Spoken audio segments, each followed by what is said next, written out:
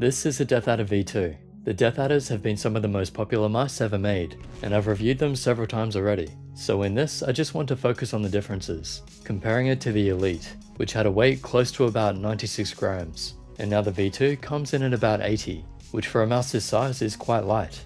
Really good to see this reduction.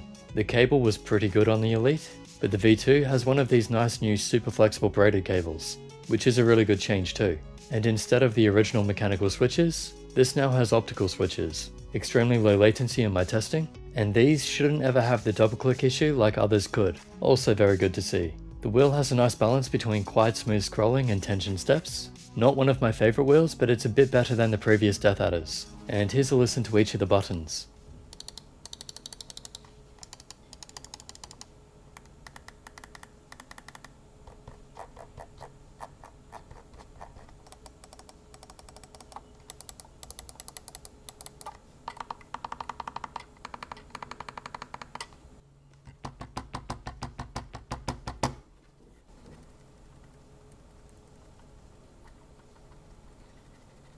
There's just a slight rattle when shaking it, not sure why. The build quality seems good other than that.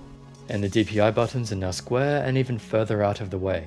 It is the same shell, except they have updated the right side, just at the front here. You notice it doesn't curve out as much anymore. So they've reduced the flare, which apparently was bothering some people. It's a little more like the Mamba now, which I do think is a good change. The rubberized side grips and matte texture have also been updated. I think they feel a bit better, but not by much. Although after talking to Razer, I think they're going to be more durable. Here it is next to some other mice so you get a general idea of the size. It's one of the top big mice. For general comfort, I'd recommend palm grip for hands under 19 centimeters, and for claw and fingertip, it should be good above 20 centimeters. The sensor is Razer's Focus Plus. It is a top optical, but so was the one in the Elit. Not a big difference there. Usual Synapse support, but it has onboard memory for everything other than the lights and macros. So you won't actually need Synapse installed. Just set it up once, then uninstall it, unless you need macros or lighting. And that's about it. Some really good changes, and I think it's actually worth upgrading if you're a DeathAdder fan, especially for the button switches, weight, and cable. Hope that helps. Use the links in the description if you want to help support what I do. Thanks to Razer for sending it out for review, not sponsored of course.